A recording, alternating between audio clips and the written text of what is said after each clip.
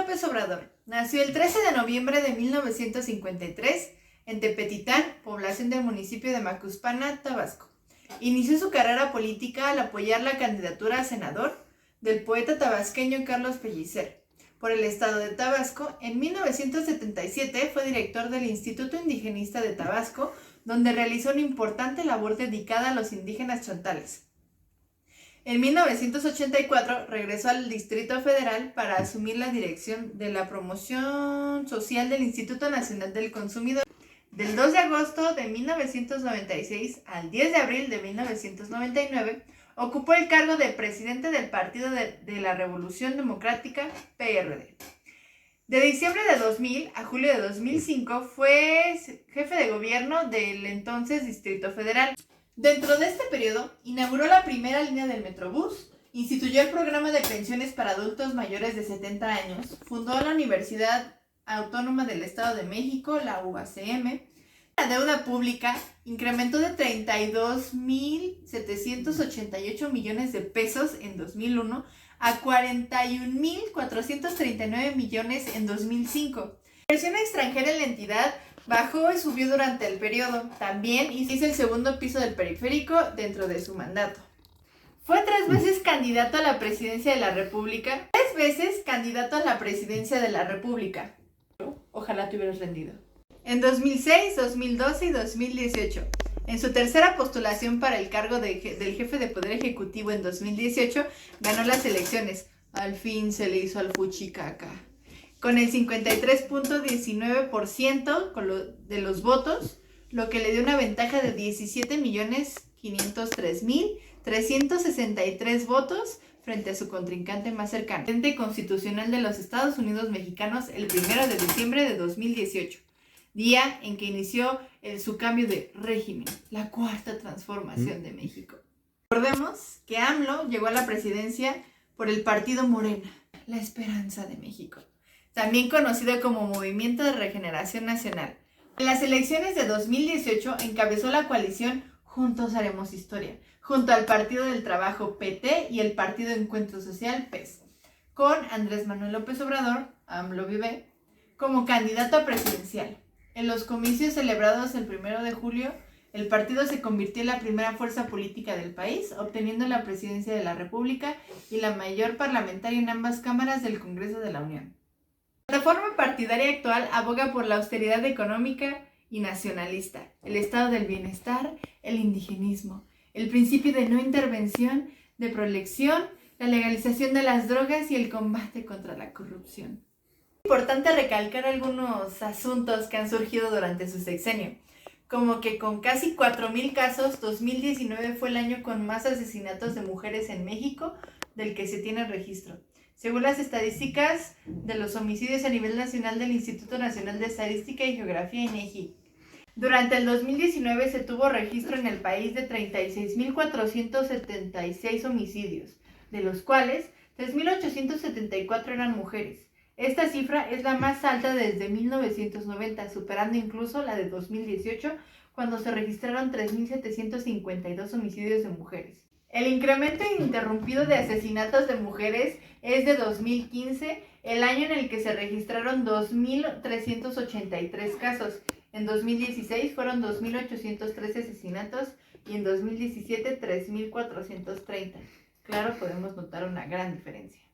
En el mes de mayo de 2021, la Seguridad y Protección Ciudadana ha reportado 2.963 homicidios, la cifra más alta en lo que va del año y la sexta en la administración de Andrés Manuel López Obrador. Ha habido un incremento de 3.56% de asesinatos respecto al mes anterior y un 1.26% más de este mismo delito respecto al mismo mes del año anterior. La Red Nacional de Refugios reporta que tan solo en los primeros 5 meses de 2021, al menos 13.631 mujeres huyeron de casa con sus hijos e hijas debido a la violencia que enfrentaban.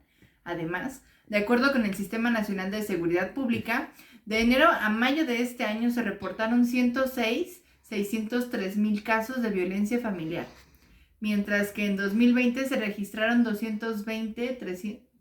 Además, de acuerdo con el Sistema Nacional de Seguridad Pública, de enero a mayo de este año se reportaron 106.603.000 casos de violencia familiar, mientras que en todo 2020 se registraron 231.000.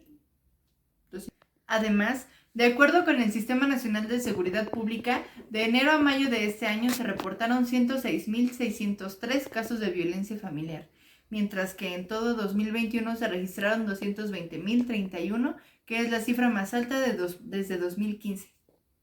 La Red Nacional detectó en todo 2020 un incremento de 40% de violencia contra las mujeres en comparación con las anteriores que se brindaron en 2019, y en 2021 no ha sido la excepción.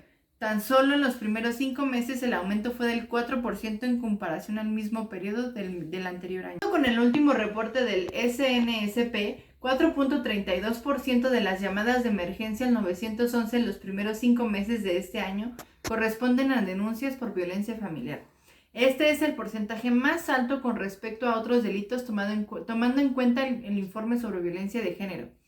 En números totales, las denuncias pasaron de 17.399 casos por violencia familiar de enero a 23.896 en mayo. Esta cifra supera incluso las más altas registradas en marzo de 2020, el primer mes de confinamiento, con 20.504 denuncias.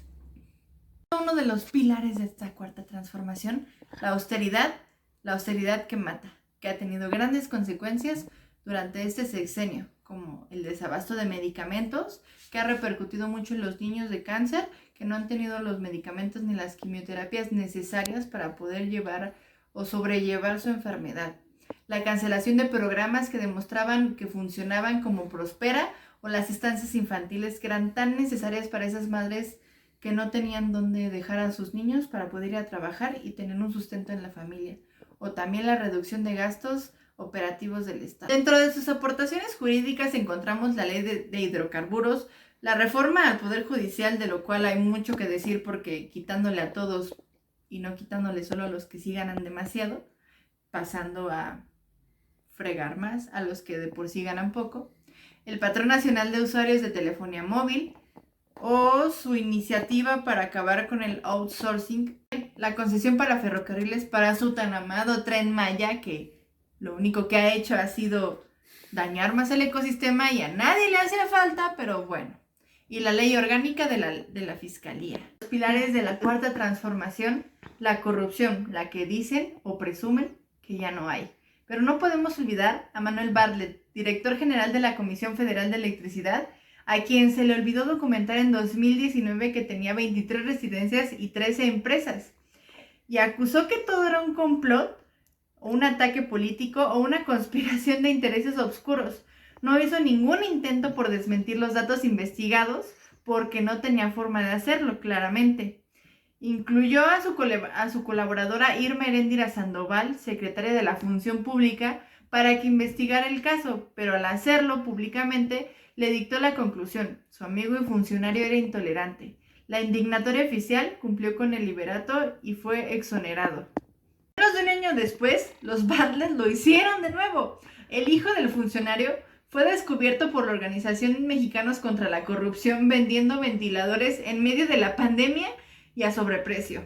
Le cancelaron el contrato después. El Post Opinión reveló que es el claro ejemplo del nepotismo que AMLO dice combatir.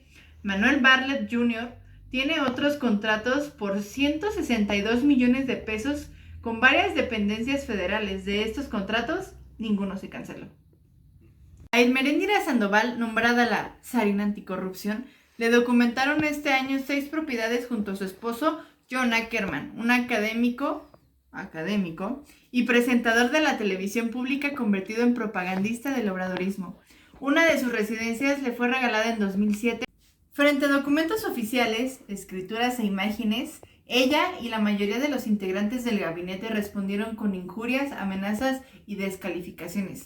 Sicarios del periodismo, pusieron en coro en Twitter, lo que ameritó amonestaciones públicas de organismos defensores de la libertad de expresión. Ni dieron una coma de lo que publicaron, ni aclararon el origen de los recursos. Nadie investigó a Sandoval, impunidad total. El director del Instituto Mexicano del Seguro Social, Zoé Robledo, le documentamos que otorgó contratos desde esta institución a empresas de su hermano. A las actas, los contratos, las adjudicaciones, de nuevo se opusieron palabras y tímidos intentos de desmentimiento, que cayeron por tierra frente a los documentos. El responsable de la mayor institución de salud del país, en plena pandemia, hizo compras irregulares de material de protección para personal médico a personas no autorizadas que vendieron incluso cubrebocas inservibles. A nadie se les sancionó. En agosto se publicaron videos de Pío López Obrador, hermano del presidente, recibiendo en 2015 dinero en efectivo de manos de David León, que había sido designado por el mandatario como SAR anticorrupción para la distribución de medicamentos. El propio León había grabado esos videos y tanto él como Pío López Obrador aparecieron hablando de ese dinero que era para la campaña presidencial de AMLO en 2018. León admitió la autenticidad de los videos, el presidente también, pero levantó una defensa retórica e insospechada para cubrir a su funcionario y a su hermano. El dinero provenía de contribuciones voluntarias para fortalecer el movimiento, comparables con lo que recibieron los héroes de la independencia nacional en el siglo XIX. Obrador, prima hermana del presidente, le documentaron participación en contratos de la empresa petrolera Petróleos Mexicanos por más de 465 millones de pesos, en abierta contradicción con una de las promesas más enfáticas del presidente, que ningún familiar suyo haría negocios con el gobierno. Al día siguiente de la publicación de los contratos, las actas y los documentos, el presidente se burló, nos insultó y dijo que Pemex explicaría el caso.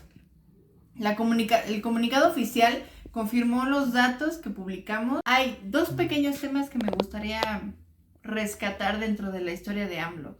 Una es esta controversial noticia que AMLO hasta la fecha piensa y jura y perjura que solo la usa la oposición para dañarlo, que es la situación muy extraña en la que falleció su hermano. Hace muchos años, su hermano falleció en un accidente que fue causado con una pistola y hay dos suposiciones sobre este acto. Una es que su hermano, jugando con esta misma pistola, se disparó por accidente, causando así su propio deceso, y la otra versión es que AMLO lo hizo a propósito y asesinó a su hermano. Hoy en día pues no hay una respuesta clara, ya que en su tiempo se publicaron las dos versiones y AMLO hasta la fecha lo sigue siempre negando y, como lo dije anteriormente, sigue mencionando que es una herramienta que usa la oposición contra él para hacerlo sentir mal. El segundo tema es: dejó cuadrapléjico a uno de sus compañeros cuando era adolescente y jugaba béisbol. Esta persona mantiene que sí, que él era una persona muy agresiva y que siempre se desquitaba con los demás y que gracias a ese accidente quedó cuadrapléjico, pero realmente es algo que tampoco podemos tener una constancia muy segura de ello, puesto que pues no hay nada que nos asegure que sí. Y AMLO, de igual manera que con el tema con su hermano, lo niega todo siempre y dice que pues él no fue responsable de esto. ¿A quién le creemos? Por último, es importante recalcar que sí, AMLO no ha sido el peor presidente de México, pero tampoco ha sido el mejor. Ha tenido sus altas y sus bajas. Ha tenido, a mi parecer, más bajas que altas, pero realmente, pues, no ha sido un gran daño para este país. Y sí, es un muy buen político, pero a la hora de la administración no sabe realmente cómo hacerlo y solo ha habido fallos y más fallos que han llegado a cosas muy peligrosas y pues no sabemos a dónde va a terminar.